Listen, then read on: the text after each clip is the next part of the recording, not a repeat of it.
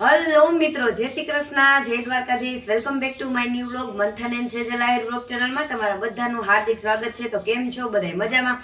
તો મિત્રો, આજે હું છે ને તમારા માટે એક એવી રેસીપી લઈને આવી છું જે તમે આખા યુટ્યુબમાં તો શું પણ ક્યારેય કોઈએ નહીં બનાવી હોય ને એવી. તો આ તમે મારા હાથમાં જે વસ્તુ જોઈ શકો છો ને એ એકદમ ઉપયોગી વસ્તુ છે. તો તમે જે નાળિયેર પાણી પીતા હોય ને એ નાળિયેરી છે. આપણે નાળિયેરી હોય ને એને કોઈ ઘણા નારિયેળ કહેતા હોય, ઘણા નારિયેળ પાણી પીતા હોય ને તો એ ત્રોફા કહેતા હોય. તો એને તમે જે છે ને નાળિયેરી કહેતા હોય ને આપણે આ છે ને નાળિયેર એનું થડ લઈ લીધું છે. તો આપણે નાળિયેરી છે ને અવારનવાર ક્યાંક નડતી હોય તો એને કાપી નાખતા હોય. કાપી અને એના જે મૂળિયા ને થડ ને બધું હોય ને એ ફેંકી દેતા હોય. પણ આજે આપણે છે ને એના નાળિયેરીના આ થળિયામાંથી જ આજે એક જોરદારની છે એ આપણે વેસ્ટ છે આને બધે ગણતા હોય પણ આ વેસ્ટ નથી. આ ખૂબ જ ઉપયોગી હોય છે અને ખાવા માટે ખૂબ જ હેલ્ધી હોય છે. તો આજે આપણે છે ને નાળિયેરીના થળિયામાંથી એક જોરદારની છે એ નવી એકદમ મસ્ત મજાની રેસીપી બનાવવાના છે. તો વિડીયોમાં છે એ છેલ્લે સુધી કન્ટિન્યુ બન્યા રહેજો. હવે આપણે આ નાળિયેરીના થડમાંથી છે એ આપણે એકદમ જોરદાર વસ્તુ બનાવવાની છે. તો આ રીતના જો જે ઉપરનો શાલ જેવો ભાગ હોય ને એને પહેલા કાઢી લેવાનું છે. આપણે આ રીતના એને છોલી લેશું એટલે કે ફોલી લેવાનું છે. તો આ રીતના આપણે પહેલા એને ખોલી લેશું. જો જેટલી આપણે જરૂર હોય ને એ રીતના જ આપણે આને ફોલી અને ખોલતું જવાનું છે.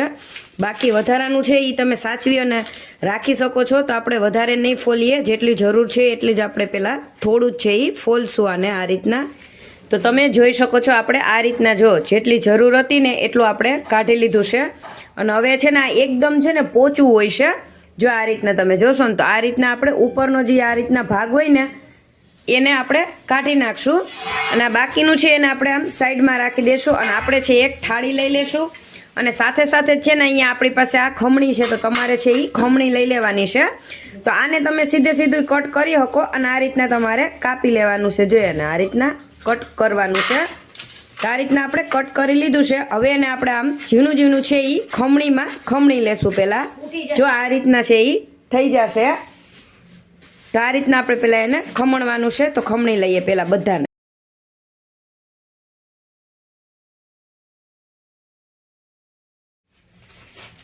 જો આ રીતના આપણે છે એ થોડુંક ખમણું છે અને જોઈએ આવું થઈ જશે. તો આપણે છે ને આમાંથી આ જેટલું કરેલું છે ને એમાંથી આપણે બધું છે એ આ રીતના ખમણી લેશું પહેલાં. તો તમે જોઈ શકો છો આ રીતના જો આપણે ખમણું ને એને નારિયેળના થડને એટલે એકદમ આ રીતના છે ને જો લાલ થઈ જશે ખમણમાંથી. કારણ કે આની અંદર છે ને આયરનનો ભાગ ખૂબ વધારે હોય ને એટલા માટે. તો આપણે જેટલું જરૂર હતી ને એટલું આ રીતના આપણે નાળિયેરીના થડમાંથી છે એ આપણે ખમણી લીધું છે. અને આ મિત્રો તમે આ નાળિયેરીના થડમાંથી આપણે આ જે કૂણું ભાગ હતો ને અંદરનો નાળિયેરીના થડમાં જે એ ભાગને જ આપણે છે એ આ રીતના ખમણવાનો છે. તો તમે આને ખમણીથી ખમણી પણ શકો છો અથવા તો મિક્સર જારની અંદર છે એની અંદર તમે આને એકદમ ઝીણું છે એ ક્રશ પણ કરી શકો છો. અથવા તો ચોપર હોય ને તો ચોપરમાં પણ તમે એને નાના નાના ટુકડા કરી અને ચોપરમાં પણ એને ક્રશ છે એ કરી શકો છો. આપણે છે એ ખમણી વડે આને આ રીતના છે એ ખમણેલું છે. તો હવે આપણે અહીંયા છે એ ગેસની ફ્લેમ છે એને ચાલુ કરી દેવાની છે. અને આપણે આ રીતનું કોઈ પણ કડાઈ કે કોઈ પણ એક વાસણ છે એ તમારે લઈ લેવાનું છે ને ગેસની ફ્લેમ છે એને સાવ સ્લો રાખવાની છે. અને આપણે આ નાળિયેરના થડમાંથી કરેલું ખમણ છે એને એની અંદર આપણે નાખી દઈશું.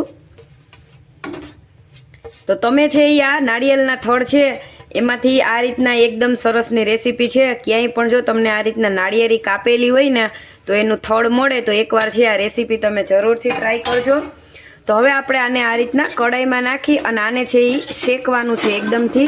કારણ કે આની અંદર છે ને એ પાણીનો ભાગ હોય છે એટલે આપણે આને આ રીતના શેકવાનું છે જ્યાં સુધી એની અંદરથી પાણીનો ભાગ હોય ને એ નીકળી ન જાય ને ત્યાં સુધી. તો આપણે આ રીતના આને કડાઈની અંદર છે એ શેકવાનું છે. ગેસની ફ્લેમ છે એ એકદમથી છે એ ધીરી રાખવાની છે, નહીતર છે આ બધું છે એ કડાઈમાં બેસી જશે. શું મિત્રો તમે ક્યારે આ રીતના નાળિયેરી હોય એના થડમાંથી ક્યારે કોઈ રેસીપી બનાવી છે? જો ના બનાવી હોય તો એકવાર છે એ જરૂરથી ટ્રાય કરજો. અને હા, રેસીપી છે એને પૂરી જોજો અને કમેન્ટ કરજો કે તમને બધાને છે આ રેસીપી છે એ કેવી લાગી ને. તો તમે જોઈ શકો છો કે આપણે આને એકદમ સરસથી છે એ 5 જ મિનિટ થઈ છે અને આમાંથી છે એ શેકાવાની ખૂબ જ સરસની છે એ સ્મેલ આવે છે. તો આમાંથી ટોટલી પાણી છે ને એ બળી ગયું છે. તો જ્યાં સુધી આપને એવું લાગે ને કે એકદમ આ કોરું થઈ ગયું છે આ રીતના ત્યાં સુધી આપણે એને શેકવાનું છે. તો આ રીતના આપણે એને શેકી લીધું છે. હવે આપણે અહીંયા છે એ મેં 1 કપ જેટલું છે એ દૂધ લીધું છે. નોર્મલી દૂધ લેવાનું છે આપણે, એને આપણે આની અંદર નાખી દેવાનું છે. તો આપણે આમાં 1 કપ છે એ દૂધ નાખી દીધું છે અને હવે આપણે અહીંયા સામે 1 કપ જેટલી છે એ ખાંડ લઈ લીધી છે અને આને એકદમ સરસથી છે એ આપણે હવે હલાવવાનું છે જ્યાં સુધી આપણી ખાંડ ઓગળી ના જાય ને ત્યાં સુધી, અને આને બધાને મિક્સ છે એ કરતું જવાનું છે.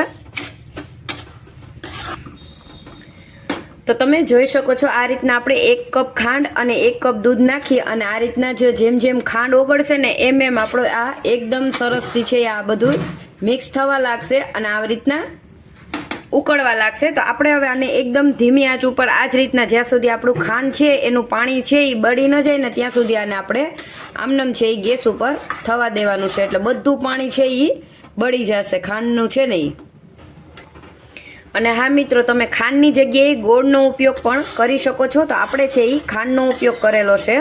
તમે એની જગ્યાએ જો તમે ખાંડ ન લેવા માંગતા હોય તો તમારે ગોળ લઈ લેવાનો છે અથવા તો સાકર છે એ જ લઈ લેવાની છે. સ્વાદ અનુસાર છે એ તમારે લેવાનું છે. તો જ્યાં સુધી આપણે આ ખાંડનું પાણી છે એ બળી ન જાય ને ત્યાં સુધી આને આપણે ગેસ ઉપર એકદમથી છે એ મીડિયમ આંચ ઉપર થવા દેવાનું છે. તો તમે જોઈ શકો છો કે આમાંથી જેમ જેમ છે એ આપણી ખાંડ છે એનું પાણી બળતું જાય ને એમાં એકદમ સરસથી લચકા જેવું છે એ બનતું જાય છે. તો મિત્રો, આ નાળિયેરનું થડ છે એમાંથી આપણે આજે એકદમ સરસનો છે એ હલવો છે એ બનાવીએ છીએ. ખાવાની છે ને મિત્રો એ ખૂબ જ છે એ મજા આવે છે ને એનો સ્વાદ છે એ ખૂબ જ સરસનો આવે છે.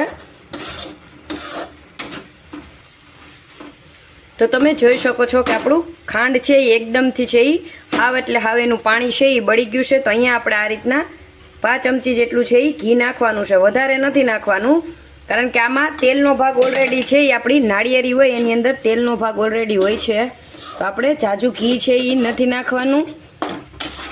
ઘી નાખી અને આ રીતના એને ખાલી કરી લેવાનું છે. તો તમે જોઈ શકો છો કે આપણો એકદમ સરસનો છે એ નાળિયેરના થડ એટલે કે એમાં મૂળિયા હોય ને એમાંથી આપણે એકદમ સરસનો છે એ હલવો બનાવી અને મસ્ત રીતે છે એ તૈયાર કરી લીધો છે. તો હવે આપણે આ સ્ટેજ ઉપર ગેસની ફ્લેમ છે એને બંધ કરી દેશું. આપણે અહીંયા એને એક વાસણમાં છે એ સર્વ કરી લેશું.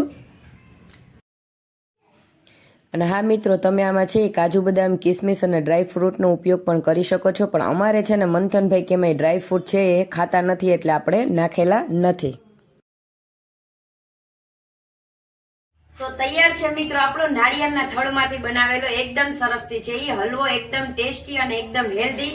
તમે પણ છે ને જેને નાળિયેરીના થડને વેસ્ટ સમજો છો ને એ ખૂબ જ ઉપયોગી વસ્તુ છે. જો કે તમારે ઘરે પણ અમારા ગામડાની અંદર તો છે ને અવારનવાર આ રીતના ઝાડવા છે નાળિયેરીની કટ કરતા હોય તો અમે આ રીતના છે એ હલવો બનાવી અને ફૂલ ફેમિલી ખાઈએ છીએ.